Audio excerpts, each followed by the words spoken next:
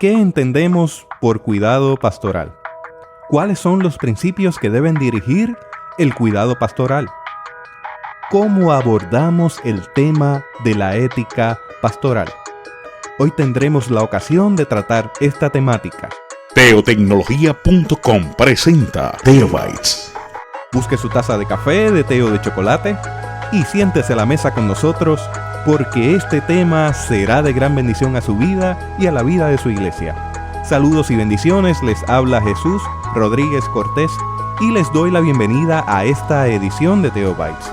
Hoy nos acompaña el reverendo Gerardo Luis Cintrón para dialogar sobre cuidado pastoral. Gerardo posee una maestría en divinidad del Seminario Evangélico de Puerto Rico y un doctorado en ministerio enfocado en asesoramiento familiar. También posee 30 años de experiencia en capellanía en la administración de veteranos en San Juan de Puerto Rico. Ha pastoreado por 35 años varias de nuestras iglesias en la Iglesia Cristiana Discípulos de Cristo en Puerto Rico. Está felizmente casado con su esposa Nivia Vélez y tengo que añadir que Jerry es una persona con una reputación intachable. Amable, honesto, seguidor de Jesucristo, dirigido, ama al Señor por sobre todas las cosas. Habiendo dicho eso, Jerry, te doy la bienvenida a esta edición de Teobytes. Gracias, Jesús. Te agradezco mucho la invitación que me haces a compartir contigo y con la audiencia de este programa, la audiencia local y por supuesto la audiencia de más allá, esa que se extiende más allá de nuestra frontera y que nos hace el honor de compartir con nosotros en un tema que a mí en lo personal me apasiona y que comparto con mucho interés. Debo añadir que Gerardo es profesor de la Facultad Adjunta del Seminario Evangélico de Puerto Rico, donde ofrece las clases relacionadas a esta temática y a la temática de capellanía. Así que Gerardo, gracias por esa contribución que no solamente has hecho a nuestra iglesia, lo haces en términos generales en las denominaciones y ahora lo vas a hacer a nivel mundial. Algo que compartimos con mucho amor. Muchas gracias, Jesús. Comenzando a definir las cosas de manera progresiva. ¿Qué entendemos por cuidado? Cuidado es atención. Cuando nosotros nos referimos a esa expresión, nosotros inmediatamente comenzamos a considerar otros elementos tales como esmerarse, como el deseo de hacer algo bien hecho. Cuando nosotros estamos hablando de cuidado, nosotros pensamos que el que cuida, vigila, que el que cuida busca el bienestar de alguien. Cuando nosotros pensamos en cuidado, nosotros queremos que algo funcione adecuadamente. Por tanto, ese elemento de cuidado va a encerrar unas cualidades, una adjetivación siempre dirigidas a algo bueno, al bienestar de alguien, al bienestar de un grupo. Ahora bien, cuando nosotros le añadimos a esa expresión cuidado, le añadimos pastoral, entonces ese radio comienza a expandirse, se va a lo superlativo. Y ahí entramos en otros escenarios que a la hora de nosotros poder definir lo que es cuidado y añadiéndole pastoral, entonces nos metemos en esa dimensión bíblica, teológica, cristiana, divina, por decirlo de alguna manera. Yo le añadiría, si me lo permite Jesús, que el documento bíblico al que nosotros siempre hacemos referencia, que es para nosotros el referente por excelencia, va a utilizar la expresión pastor. Y cuando nosotros en el Antiguo Testamento nosotros utilizamos esa expresión ra en hebreo, nosotros estamos describiendo cuidado. Así que nosotros hablamos de cuidado pastoral y la misma Escritura va a sostener esa expresión, porque en la Escritura el cuidado es alimentación. Es alimentación, es dar de comer. En este caso particular, si tú lo vas a ver en el Antiguo Testamento, la expresión puede ir dirigida al rebaño, tan sencilla como eso. Por ejemplo, así nos habla Génesis en el capítulo 29. Ahora, uno sigue viendo cómo se va ramificando esa expresión y no se limita solamente al rebaño, porque también el Antiguo Testamento tiene una connotación espiritual. Pero volvemos a lo mismo, cuidar es atender, cuidar es alimentar. Y cuando toca ese margen de la espiritualidad, de la atención espiritual, nosotros nos encontramos personajes tales como Jeremías, que se expresa de una manera tan poética, tan hermosa, y nos dice a nosotros: y os daré pastores según mi corazón, que apacienten con ciencia y apacienten con inteligencia. Es decir, que cuidan en este caso al pueblo, al rebaño. Si me lo permite, ya que entré ahí, área que a mí me apasiona mucho, nosotros no podemos mirar este elemento de tratar de explicar un poquito lo que es cuidado, pero a la luz de su apellido, del apellido que le estamos dando, del cuidado pastoral. Y entonces caemos en las páginas del Nuevo Testamento. Y es apasionante porque cuando el Nuevo Testamento se refiere a pastor, a ese poimen, que es como en griego se pronunciaría, nosotros vemos que ese elemento se le adjudica muy especialmente a la figura de Jesús. Es decir, Jesús es visto como pastor. Bueno, tanto es así Jesús que nosotros tocamos el Evangelio de Juan por allí, por el capítulo 10, y Jesús mismo se presenta y dice: yo soy el buen pastor. Es decir, yo soy el que cuida, yo soy el que alimenta, yo soy el que atiendo, yo soy el que procuro por el bienestar. Por lo tanto, cuando nosotros queremos en alguna medida abordar el concepto inicial, cuidado pastoral, pues el cuidado pastoral es buscar con solicitud la atención de aquello que nos acompaña, que aquellos que tenemos por delante. Y dando el apellido pastoral, recordamos que hay un llamado, recordamos la vocación. Ciertamente. Es la vocación del cuidado. Del cuidado.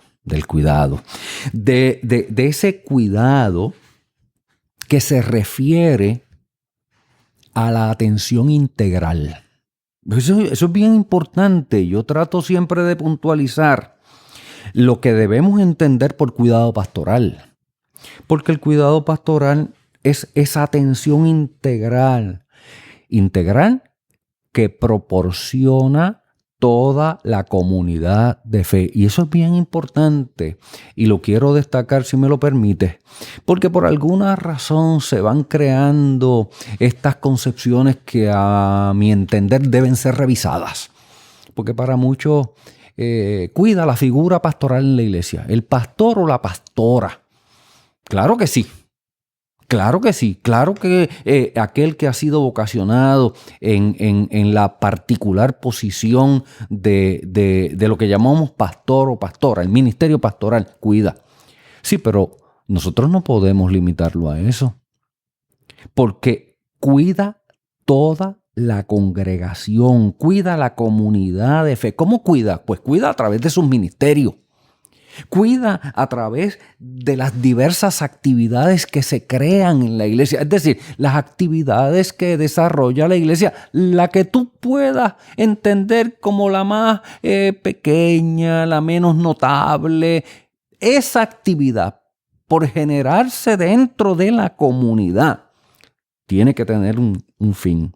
Y el fin es la atención integral la atención integral, aquel que acude, aquel que es parte de esa comunidad, que debe ser cuidado o debe ser cuidada por todos y todas, de forma tal que ese cuidado le haga entender a ese ser humano que es importante, que hay interés en él, que hay interés en ella. Porque cuidar en última instancia, Jesús, es parte de ser cristiano. Es parte de ser cristiana. Es esa vocación que tenemos todos y todas a servir al otro o a la otra. Es un enfoque entonces comunitario del concepto del cuidado. Por supuesto. No puesto solamente sobre unos hombros. En todos. En todos los componentes. Porque mira, hay que pensar a la hora de nosotros mirar, analizar y entender la vida cristiana. Hay que entenderla también en lo plural. Hay que entenderla también en lo comunitario. Porque ese es el gran peligro, esa es la gran propuesta que tiene esta sociedad. La singularización.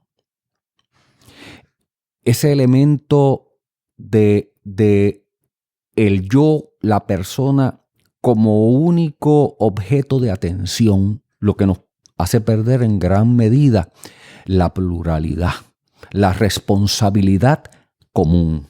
Así que para mí es importante que, por ejemplo, mis estudiantes puedan entender que deben crear una dinámica en sus congregaciones para ser partes a todos y responsables a todos y a todas del cuidado común, de cuidarnos todos con amor y respeto. Y eso del cuidado común, el cuidado comunitario, me lleva a pensar en un tema que quizás no está contemplado, pero que es una realidad. Tenemos una figura pastoral involucrada en un cuidado intensivo a la que se le ha puesto una carga sobre sus hombros, dejando claro que no solamente deben estar sobre esos hombros, pero la tendencia es esa. Entonces, hay algo que se puede manifestar y es el desgaste. Correcto. Un desgaste por compasión que experimenta una persona que cuida a un enfermo. Correcto. Entonces, la figura pastoral está propensa a eso también. El cuidador debe cuidarse. El cuidador debe cuidarse. Eso es importante porque nosotros podemos caer en ese falso concepto que drena energías emocionales, drena energías físicas, de creer que nosotros tenemos el control de todo, inclusive de la atención como elemento indelegable, absoluto. Pues hay que tener cuidado. Primero, porque nosotros en nuestra función de liderato pastoral debemos propiciar siempre que los demás se integren y puedan de esa manera llevar a su máxima expresión sus talentos y dones. Así que una forma que nosotros tenemos de aportar a la vida comunitaria es poder crear los espacios para que los demás entiendan no tan solo su responsabilidad, sino que están capacitados por Dios en talentos y dones para el ejercicio de los mismos, lo que evitaría en gran medida precisamente que se drenen las fuerzas y el cansancio y el agotamiento que se conoce como el agotamiento del buen samaritano. El buen samaritano que hace todo y en el proceso se va drenando. Ahora, yo quisiera, si me lo permite, utilizar esa coyuntura para dejar claro el objetivo del cuidado pastoral que prodiga, que ofrece, que ejerce la comunidad de fe. Y no es otra cosa, mira, que aportar al crecimiento. Ese es el cuidado. El objetivo del cuidado es aportar al crecimiento, aportar a la madurez, aportar a la plenitud del ser humano para que ese ser humano pueda desarrollarse, como hablamos ahorita integralmente, pues mira, pueda desarrollarse físicamente, pueda desarrollarse espiritualmente, pueda desarrollarse socialmente y emocionalmente. Cuando ese ser humano logra el desarrollo óptimo en esas áreas de la vida, de lo que estamos hablando, Jesús, es de vida plena, de la plenitud de la vida. ¿Y qué busca? ¿Cuál es el objetivo del cuidado que ofrece la comunidad? Que los seres humanos sean plenos. No que los seres humanos estén desequilibrados, que los seres humanos no puedan encontrar esa proyección de plenitud que me parece que estaba en el plan primigenio de Dios, de que fuéramos felices. Luego entonces, este concepto de totalidad, lo que dirige a una acción de cuidado que hacemos todos, y ese asesoramiento que damos y ese cuidado se traduce en ¿qué? En salud. En salud. Quizás una de las mejores y más sencillas maneras de entender salud es equilibrio. El que está saludable está equilibrado. Y cuando nosotros buscamos un equilibrio de vida, un desarrollo de vida, estamos hablando de vida saludable. Y yo creo que eso es lo que debe hacer la iglesia. La iglesia es una institución de salud que busca el desarrollo saludable de los que están allí y busca, al penetrar la sociedad, que la sociedad también sea más saludable. Jerry, ¿qué cualidades debe tener una persona que se apresta a cuidar? Mira, quizás lo mejor que yo puedo hacer para contestar una pregunta como esa, que me parece muy, muy, muy interesante, muy válida, es hacer depender de los teóricos que más han trabajado y aportado en esta área del cuidado pastoral. Quizás el clásico es Howard Kleinberg. Yo creo que todo el que toca este tema de alguna manera aterriza en los modelos de salud que propone Kleinberg. Pero también hay otros como Charles Traux y Kevin Michael, que han dicho que hay cualidades que no son negociables, tienen que estar. A la hora de tú ejercer el cuidado, esas cualidades tienen que estar presentes en el que cuida. El que cuida, ya dijimos y hemos tratado de cualificar, el que cuida pastor, el que cuida pastora, el que cuida comunidad, entendido como comunidad. Y ellos, los teóricos, apuntan que nadie cuida si no tiene empatía. Eso es indispensable, porque es la empatía la que nos permite, por decirlo de alguna manera, crear una sintonía con el otro, con la otra, particularmente con el otro, con la otra, que vive su momento difícil, que vive su momento angustioso. Entonces, si yo no me sintonizo, estoy utilizando los conceptos que tú manejas muy bien como un especialista en este campo tecnológico. Eso es frecuencia resonante, no resonar. Magnífico, pues la entrada en fase. Pues ese elemento de yo poder encontrarme con el otro. Eso que ellos dicen empatía es importante. Los teóricos hablan de que no puede ausentarse en nadie que pretenda ejercer cuidado sobre otros. No puede faltar el afecto. El afecto no es otra cosa que el amor. Vamos a traerlo en la jerga, en las palabras conocidas para nosotros. El que ama, pues el que ama cuida. El que ama, protege. Y yo creo que eso es fundamental y nuestros oyentes saben de qué estamos hablando. Y como tercero, aunque hay varios, lo que pasa es que los elementos de tiempo que siempre están presentes en diálogos como este, pero no debe faltar nunca el ser genuino. Ese elemento es fundamental, porque ser genuino es ser sincero. O sea, ser genuino es ser franco. De lo que estamos hablando entonces de una relación basada en la honestidad.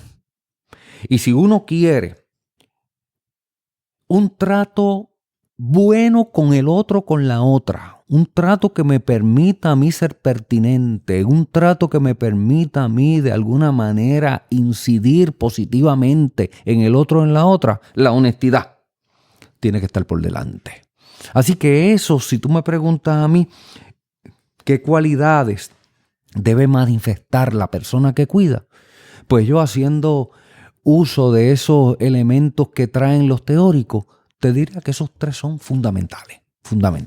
Por ejemplo, nosotros pudiéramos decir que ninguna acción de cuidado pastoral pueden llevarse a cabo si no existen unos principios. Estoy tratando de seguir ese elemento que colocas en la mesa para el diálogo, porque tienen que haber unos valores. De la misma manera que hay unas cualidades, hay unos valores que deben estar presentes en aquellos que cuidan. Mira, reconocer la dignidad del otro ser humano es un valor que no puede ausentarse. Mira, ese otro ser humano puede estar maloliente,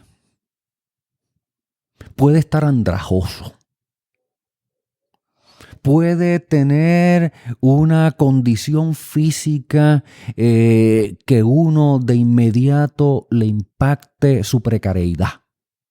Óyeme, pero una cosa es cierta, es ser humano y es digno. La dignidad del ser humano no se mide por su ropa, e inclusive ni por su estilo de vida. Puede tener un estilo de vida lastimoso, cuestionable si tú quieres decir, pero es digno, porque es ser humano. Y partiendo de esos valores cristianos, pues tiene dignidad porque es hechura de Dios, porque es creación de Dios. Y eso en sí mismo le da una dignidad. ¿Qué valor nosotros o qué principios resultan fundamentales a la hora de uno, pues, querer aportar en este cuidado? Bueno, hay que creer en el potencial del otro. ¿Sí? El otro ser humano no es un ser humano incapaz. No es un ser humano sin herramientas, no es un ser humano que está en un vacío solamente esperando que alguien sea por él. Bueno, alguien tiene que ser por él, pero partimos de la premisa de que ese ser humano tiene potencial, tiene herramientas, tiene una hechura en sí mismo que activándola podría ir en beneficio de una mejor situación de vida. ¿Y qué hace el cuidador? Procura la activación de ese potencial. Nosotros aportamos para que ese otro ser humano pueda de alguna manera entender, activar los recursos humanos que tiene en favor de que la situación que le atrapa o la situación que lo menoscaba pueda ser superada. Eso me lleva a pensar que en ocasiones tú tienes situaciones donde se espiritualiza la escena inmediatamente. Uh-huh. Y no se toma en consideración eso que tú estás mencionando. me lleva a pensar eso, siendo enfático en que no todo se puede espiritualizar inmediatamente. Mira, hay unas cosas que son básicas y hay que entenderlas. Yo tengo el privilegio, por parte del Señor, de trabajar hace 30 años pues con pacientes con diferentes situaciones de vida, muchas de ellas muy tristes, y muy particularmente me he dedicado a atender pacientes psiquiátricos, pacientes con traumas emocionales. Aún esos pacientes, yo debo entender cuál es mi función. Mi función es dar una ayuda, es dar una asistencia, es brindarle a otro ser humano la ayuda y la asistencia que le permita a él o a ella tomar unas decisiones o hacer unos ajustes que les resulten en un cambio positivo y beneficioso. Lo que te estoy tratando de decir, lo que estoy tratando de comunicar es que yo no camino por ellos. Yo ayudo. Yo trato de aportar, pero sin sustraerle a ellos la responsabilidad que tienen de entender su situación. Situación que en gran medida, tiene que ser abordadas intencionalmente por ellos con la ayuda que se les pueda dar para que ellos puedan hacer los ajustes propios. Ahora, el pastor, la pastora, el cuidador, ayuda de múltiples maneras. Y una de ellas es no haciendo la adjudicación inmediata de que esto es así por esto. Por alguna razón nosotros somos muy dados a hacer diagnósticos apresurados. ¿Y qué decimos?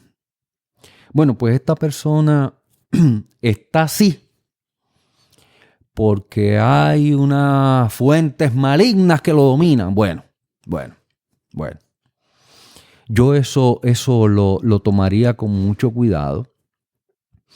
Porque a mí me gustaría, antes de llegar a esos diagnósticos que a mí me parece que en ocasiones son muy severos, muy injustos, me parece que crean unas marcas que muchas veces nosotros ni podemos extrapolar el poder que tienen esas marcas para aplastar la dignidad de un ser humano.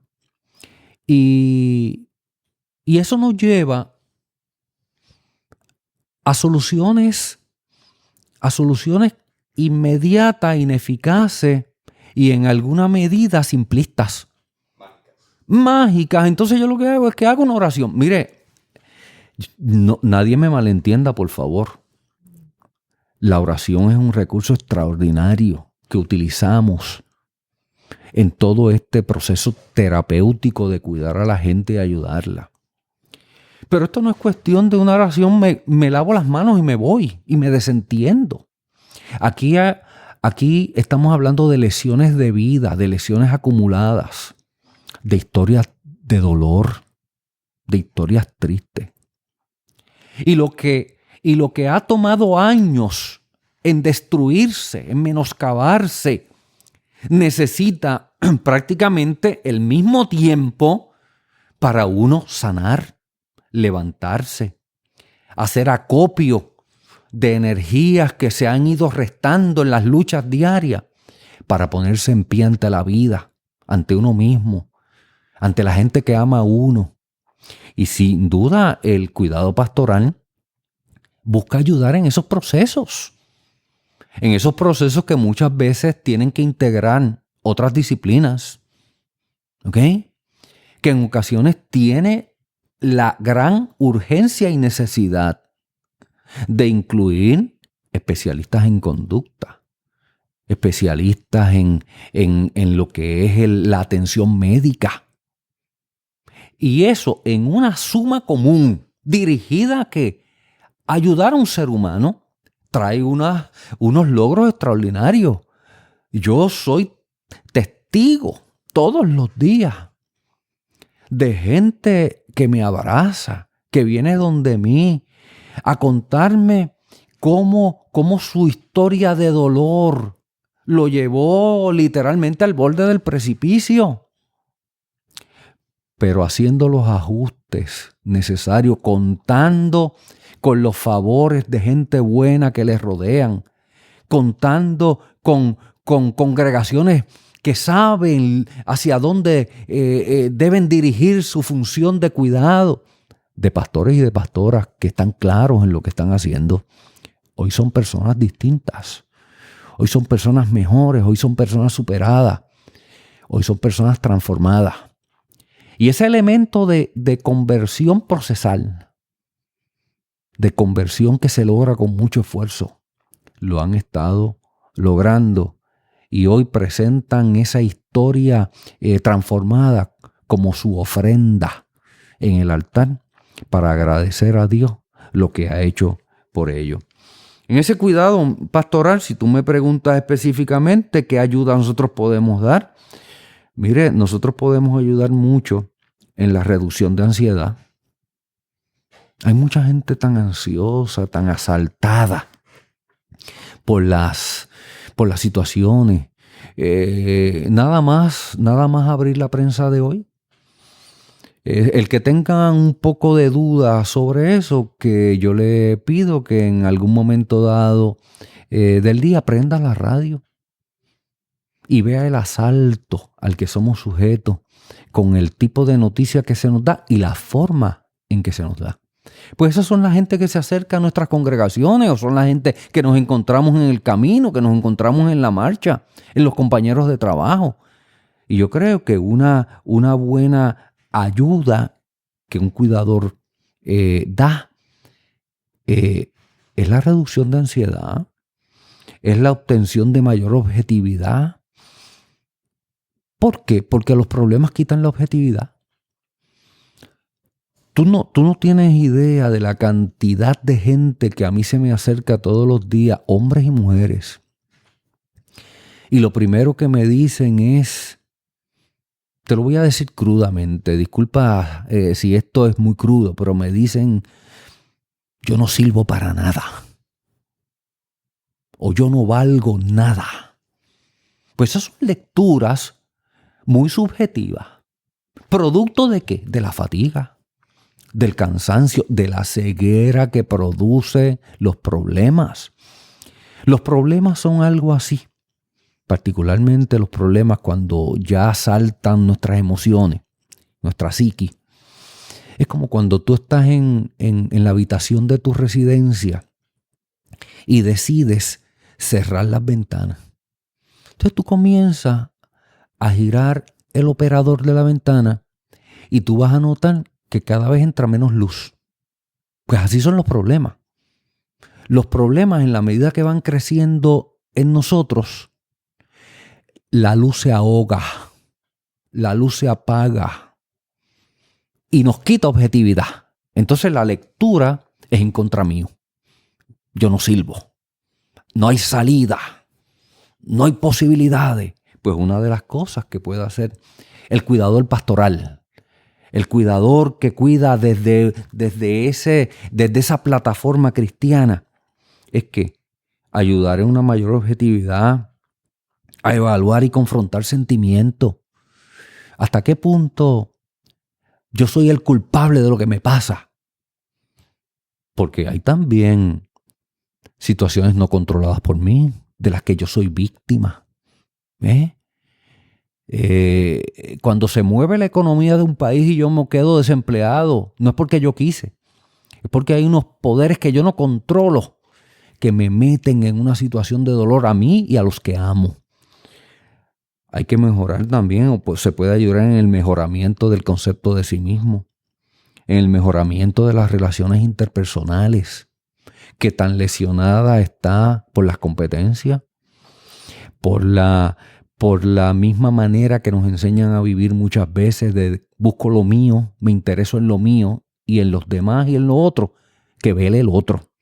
O en una revisión tan sencillo del concepto que pueda tener de Dios. Una de las cosas que pasa cuando el problema me abruma es que empiezo a hacer lecturas de mi fe y de mi relación con Dios. Y si han llegado esas tinieblas de las cuales ahorita te traía con la imagen del aposento, ¿no? Muchas veces cuando yo me confronto a situaciones que están inesperadas y que están fuera de mi control, ¿cuántas veces yo no oigo a aquellos que dicen Dios se olvidó de mí? ¿Dónde está Dios que no oye mi clamor? ¿Por qué me está pasando esto a mí si yo he servido toda mi vida en una iglesia? Entonces esas lecturas hay que corregirlas.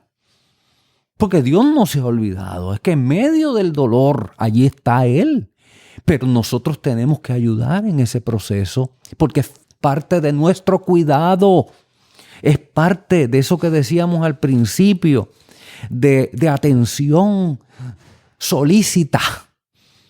Aquel que pasa por un momento difícil. El cuidado pastoral cuenta con su fortaleza. Y esto es lo hermoso de estos campos. Quizás por eso es que yo vivo tan apasionado de esto que llamamos cuidado pastoral o asesoramiento pastoral. Usted lo va a encontrar de diferentes maneras en la literatura. Estamos hablando particularmente de qué es lo que a mí me gusta, el cuidado pastoral. Si tú me preguntas cuál es la expresión que a mí me favorece, me apasiona, me gusta, es el cuidado. Pues ese cuidado tiene una fortaleza, el cuidado que ofrecemos.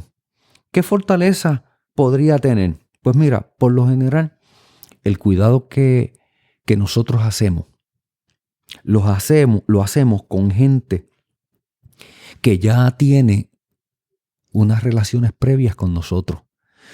Óyeme, Jesús, y eso es un montón, por decirlo de alguna manera. Eso es mucho. Porque tú vas, o cualquier persona va a un profesional de la salud mental. Vamos a especificar. Tú vas a un psicólogo. Te sientas por lo general con alguien que tú estás viendo por primera vez. Tú sabes todo el camino que se tiene que andar en términos de confianza, de cultivo de confianza, para que esa persona necesitada, hombre o mujer, pueda comenzar a abrir su ser, a dejar saber su dolor con la certeza de que ese que lo está oyendo, que apenas conoce, que apenas ha tenido una cita o dos citas, va a entender lo que se le quiere decir. Pero eso no ocurre en el contexto de la comunidad cristiana. Porque por lo general se acerca a ti ¿quién? Tu hermano, tu hermana, el que comparte en el coro, en la sociedad, al que tú le conoces, quién es la hermana, el familiar más cercano. Es decir, ya hay un camino, ya hay un conocimiento. Por tanto, cuando se acercó a ti, ya él tenía una lectura de tu persona. Yo me le acerco a fulano o a fulana porque yo sé que fulano o fulana puede ayudarme, puede servirme, tiene unas cualidades. Y eso de por sí permite, en términos generales, que se vaya al asunto. Y se vaya al asunto con corazón expandido, descorriendo el ser interior. Nosotros tenemos lo que yo entiendo es un activo en la comunidad de fe cuando tenemos el honor de ayudar a otro. Y es el hecho de la disponibilidad. Algunas veces yo digo esto en mis cursos en el seminario Y los estudiantes se asombran. ¿Qué es eso de la disponibilidad? Mira, yo trabajo en un escenario hospitalario y aquí todo es por cita. Todo supone que hay que entrar en una burocracia y la burocracia es tiempo. La burocracia es lenta. Por definición es lenta. Entonces, una de las quejas mayores que tú oyes por ahí en los pasillos, me dieron cita para 30 días, me dieron cita para 2 semanas, me dieron cita para 3 semanas. Y lo mío es urgente. Lo mío es urgente, eso es una expresión que siempre parte del dolor. Cuando un ser humano se siente ahogado, la urgencia es la de él. Entonces tú vas a una sala de emergencia y mi dolor es el más grande, porque es el mío. Mi situación es la más compleja porque es la mía. Yo no miro a la otra camilla, a la otra cama, y a lo mejor hay otro peor. No es peor porque es el mío. El de él lo está manejando. Entonces tú te das cuenta que en nuestras congregaciones, en los espacios que nosotros cohabitamos, hay una accesibilidad y tú le dices a la pastora, pastora, ¿tiene 5 minutos? Pastor, ¿tiene 5 minutos? Tú le dices al hermano o a la hermana, yo puedo hablar un momentito contigo. Y eso es prácticamente inmediato. La accesibilidad está ahí, está levantar un teléfono. Encontrarme en el coro con el hermano que canta al lado mío. Y ya yo voy a tener a alguien que me puede extender la mano. Cuando le digo, me está pasando esto, tengo esta necesidad, tú me podrías ayudar. Y no tengo que hacer cita. Está ahí y eso es un activo. Además de que como estamos hablando, Jesús, de cuidado pastoral, para mí es importante dejar claro una cosa. De inmediato pensamos y creemos que hay una dimensión espiritual que está en favor nuestro. Pues es un activo. Porque yo puedo sentir que tengo ayuda de un ser humano diestro que está frente a mí porque tiene una preparación particular en la conducta humana. Amén, qué bueno.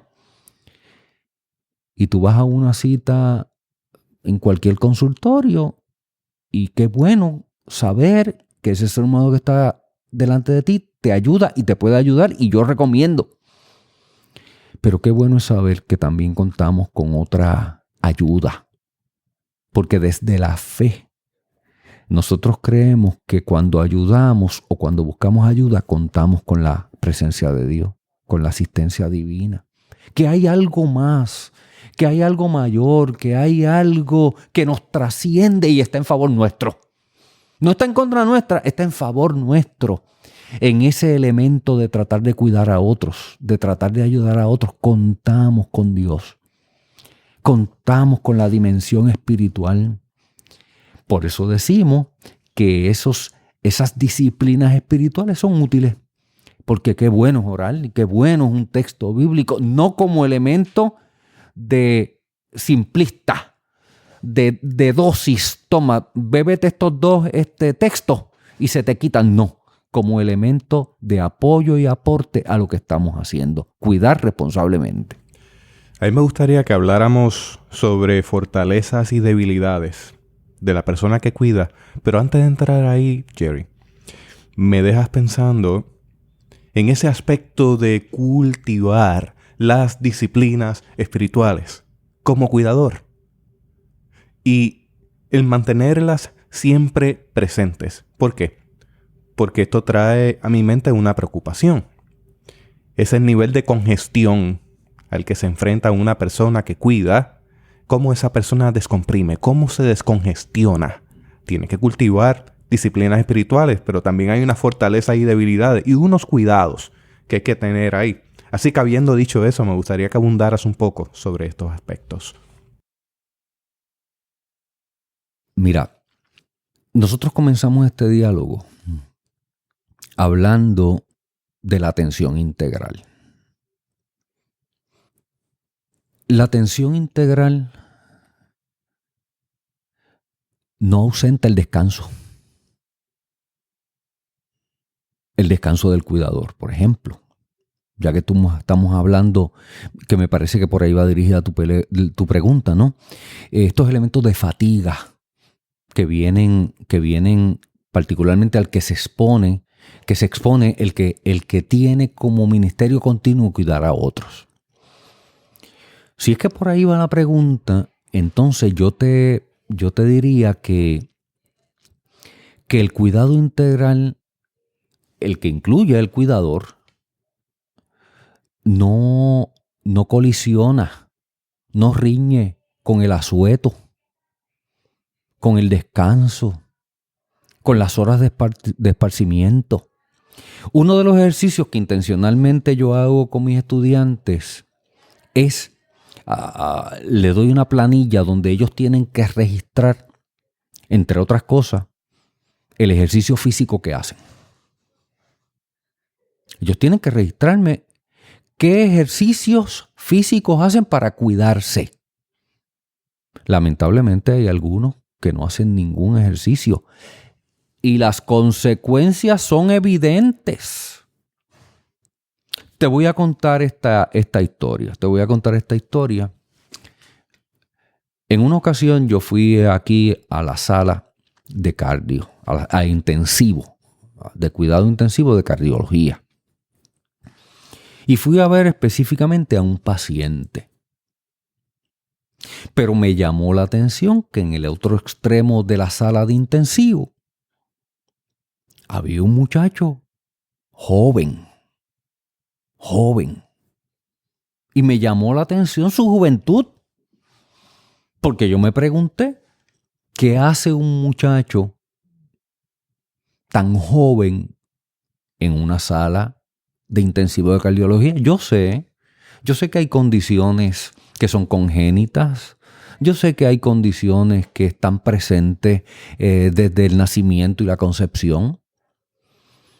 Pero terminé de interaccionar con la persona que fui a ver y me dirigí a la cama donde estaba el joven. El joven no, quizás 30 años como mucho. Y yo le digo, hijo mío, ¿qué tú haces aquí en esta sala de intensivo de cardio? Y me dijo que había infartado. Eso fue lo primero que me dijo. Y lo próximo que me dijo es que era pastor de una congregación histórica. Yo soy ministro como usted, ministro ordenado de tal iglesia. Cuando empezamos el diálogo, sí, había una situación cardíaca de nacimiento agravada por el estilo de vida donde no había un cuidado. Entonces,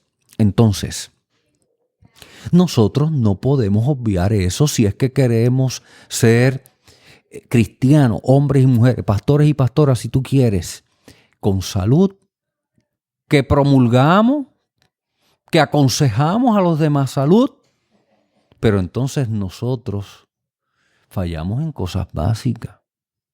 ¿Dónde está nuestro tiempo familiar? Porque el cuidado y el ejercicio del ministerio no puede ser a costa de no acompañar a mis hijos, de no acompañar a mi esposa, de no sacar tiempo de calidad para encontrarme con los míos. Porque con ellos yo también tengo una responsabilidad. Y si le vamos a adjudicar lo que decíamos ahorita, y ellos no comen de mi afecto, no se alimentan de mi tiempo, pues entonces nosotros tenemos que atender eso y atenderlo intencionalmente. Así que esa planilla es muy reveladora y muchas veces nos reímos muchísimo en el salón y otras veces nos frustramos y lloramos porque vemos una muy mala administración de lo que son los elementos básicos que traen balance. Balance, volvemos otra vez, es salud. Pero entonces tenemos unos cuidadores que por un entendimiento de que el ministerio depende de ello, bueno, en gran medida depende de unas cosas nuestras, pero el ministerio, ese elemento divino no podemos olvidarlo. El otro, Dios y el otro también tienen un grado de responsabilidad que por más que yo me desgaste, ellos lo tienen que cumplir. Te había dicho que había unos elementos que a mí me parecían fortalezas a la hora de cuidar, pero permíteme decirte uno que a mí me parece que no es que sea una debilidad, no lo es. Áreas de oportunidad. Pero son desafíos, exactamente, áreas de oportunidad.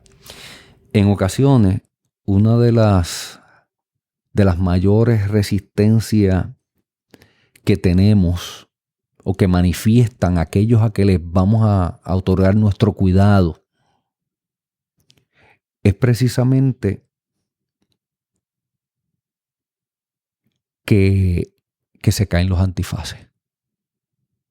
¿A qué me refiero? Mira, hay personas en nuestras comunidades de fe que han sido vistas por nosotros y se le ha adjudicado por parte de la comunidad pues un grado de espiritualidad X, ¿no? O un grado de santidad X. Y ellos pues han funcionado toda la vida con ese grado de espiritualidad, porque son personas extraordinarias. Pero ¿y quién le dijo a las personas, o quién le dijo a alguien que servir al Señor es sinónimo de no tener problemas, de no enfrentar frustraciones? Entonces, si la teología que se enseña supone que el equivalente a uno ser espiritual es no tener desafíos de vida, no tener problemas ni angustia, pues cuando llegan esos momentos que a todos nos llegan, que son inescapables porque son parte del descorrerse de la vida misma, entonces nos encontramos que no vienen, que se retardan en llegar, quizás ya cuando la situación está sumamente terrible, ya cuando se ha botado no lágrimas, sangre en el proceso. Pues porque es muy difícil admitir fracaso.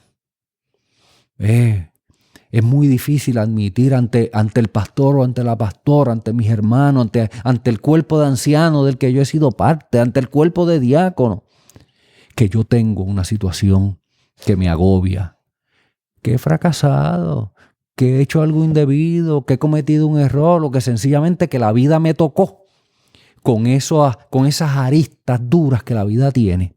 Pues mire, en ocasiones, en vez de acudir aceleradamente, se distancian, viven solo su dolor, se retrotraen, se distancian, y es una pena vivir un momento difícil en soledad. Y máxime, es duro y es trágico teniendo una comunidad de fe, contando con una figura pastoral, hombre o mujer, con una comunidad preciosa que debería abrazarnos precisamente en esos momentos, que vivamos en soledad momentos difíciles de la vida.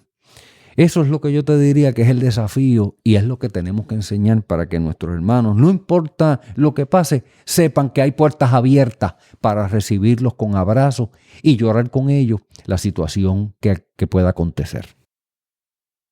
A mí me gustaría que tratáramos dos temáticas ya al cierre de esta edición. Una de ellas es hablar un poco sobre las características que tiene una comunidad que cuida. Y volvemos a hacer el énfasis.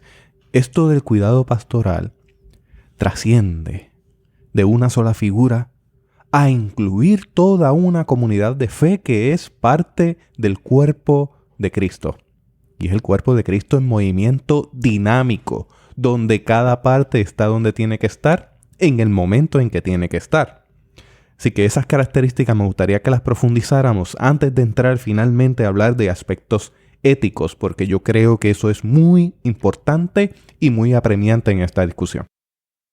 Mira, Jesús, para que una comunidad sea cuidadora, para que una comunidad pueda ofrecer adecuadamente el cuidado a sus integrantes, tiene que ser saludable. Porque si no es una comunidad saludable, ¿qué salud va a impartir? Ahora, una comunidad saludable fomenta una adoración saludable. Fomenta una adoración con sentido de pertenencia, con sentido de identidad. ¿De identidad de qué? De que somos pueblo de Dios. Y eso de ser pueblo de Dios supone unos valores, supone un estilo, supone que acogemos en nuestro corazón y en nuestra conducta y en nuestra realidad, pues los valores del reino.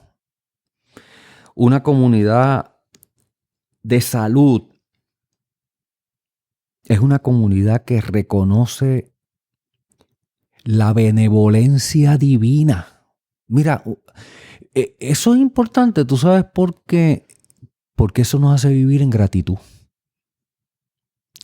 Y a mí me parece que una de las cosas hermosas de la vida, que nos pone en sintonía con la alegría de la vida, es ser agradecido. Lo más terrible es pisar la línea de la ingratitud. Y ese elemento de vivir en una continua acción de gracia por lo que tengo, por lo que soy, por los que tengo a mi lado, una de las cosas que hace es que nos saca del mundo competitivo. Porque agradezco lo que tengo, no tengo que estar en competencia con nada, porque lo tengo todo. Luego entonces, una comunidad sanadora afirma el perdón.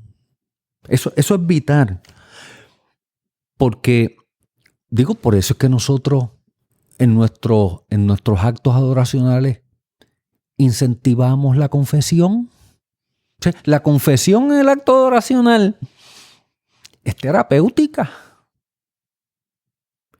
Y nosotros, cuando confesamos, lo hacemos con un alto sentido de que hay un perdón, que hay una gracia que perdona. Porque lo otro es vivir aplastado por nuestro sentimiento de culpa. De hecho, hay terapias que se fundamentan y no son cristianas, no están hechas por teóricos cristianos, pero están fundamentadas en el perdón. Porque se ha encontrado que una de las cosas más terapéuticas para el levantamiento del ser es poder yo mismo perdonarme. Y es confesar y creer que ese perdón en alguna medida me levanta como ser humano. Lo otro es afirmar una comunidad sanadora, una comunidad saludable. Afirma un Dios que recibe. A un Dios que tiene brazos abiertos. Porque ese Dios que me recibe y que me recibe tal cual estoy, como soy, me recibe porque me ama. Esa es la gracia del amor, que recibe. Pues es importante porque no importa las vueltas que dé la vida, en qué tramo del camino yo pueda estar. Mientras estoy hablando contigo, estoy pensando en el hijo pródigo. Fíjate, no importa el tramo de la vida. Va a haber alguien, ese alguien es Dios, me va a recibir. Y me va a recibir para restituirme, para restablecerme. ¿Y qué pasa? Que si yo no creo en un Dios que recibe, pues entonces tengo que creer en un Dios que cierra el puño, que me amenaza, que me penaliza. Una comunidad sanadora afirma a un Dios que recibe. ¿Y qué hace con esto? Fomenta el crecimiento y el desarrollo de una fe saludable. De una fe saludable. Y me parece que debo decirte lo que yo entiendo que es importante también en una comunidad saludable. Que se fomente el amor fraternal. ¿Y cómo se fomenta? A través del compañerismo, de la solidaridad, de la mutualidad. Porque la experiencia de encuentro comunitario es celebrativa. O sea, yo no camino a la iglesia como si caminara al paredón. Yo no camino a la iglesia, o no debería caminar a la iglesia como camino al lugar del fusilamiento, al cadalso, a la guillotina. Y lamentablemente hay unas estructuras, hay unas concepciones que tú oyes hablar y tal parecería que la reunión festiva del encuentro de los redimidos parecería el lugar de los plañideros, donde la vida se agota. Así es que la comunidad de salud no tiene un liderato de control, que sería lo contrario, un liderato de control que resulta ser la autoridad última y definitiva, cuasi divina, que decide quién es y quién no es. No, ahí no hay salud. No hay salud cuando el ambiente lo que hace es debilitar mi autoestima. No hay salud cuando se destruye, se desacredita, se ridiculiza al que difiere. Entonces tú no puedes diferir. Me has dejado pensando en que ese ámbito toma unas dimensiones digitales y de cómo esas dimensiones digitales envenenan en ocasiones por las dinámicas que se dan. Claro. La comunidad de fe. Y eso es material para otro podcast. Pero lo tengo ahí bien presente. Porque es que sencillamente todo lo que estás mencionando es dinámica de iglesia física y también dinámica de una iglesia virtual. Mira, yo me he encontrado en lugares, y lamentablemente te lo tengo que decir, donde se devalúa la espiritualidad del otro por la sencilla razón de que difieren algo. Entonces, ¿qué se le dice? Yo te voy a decir lo que, por ejemplo, lo que yo he oído. Este no es espiritual. Esta persona no está acreditada. Pues lugares así enferman.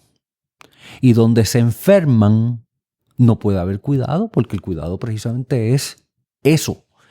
Por eso es que a una persona que ha estado en este ambiente por mucho tiempo, donde se le ha privado de alguna manera, hay que volverlos otra vez. Hay que volver a hablarles del amor perdonador. Hay que volver otra vez a decodificar y a sanar una autoestima lesionada. Y esa es la tarea del cuidador cuando recibe a alguien que viene de un ambiente que ha sido lesivo para su salud espiritual. Tú me propusiste hablar un poquito de reclamo ético que tiene el cuidado. Eso es un tema vasto, Jesús. Déjame ver cómo yo puedo en una o dos expresiones apuntalar quizás lo que yo puedo entender que debe ser parte de respeto, de reclamo ético que le hace el que cuida. Mira, el cuidador pastoral tiene ante sí un reclamo ético grandísimo de confidencialidad. Y eso es un reclamo importantísimo. Porque si no hay confidencialidad, primero, que si el cuidador tiene un signo de interrogación, de indiscreción, de que filtra información, de que la filtra en el púlpito cuando predica, en el ensayo, cuenta y jura Jesús que nadie se le va a acercar. Porque nadie descorre su intimidad para que después esa intimidad, el contenido de lo dicho, sea voz populi, se haga escarnio.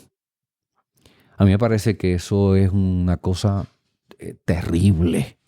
Por lo tanto, si tú me preguntas a mí, el que cuida tiene que ser una persona discreta, confiable, confidencial.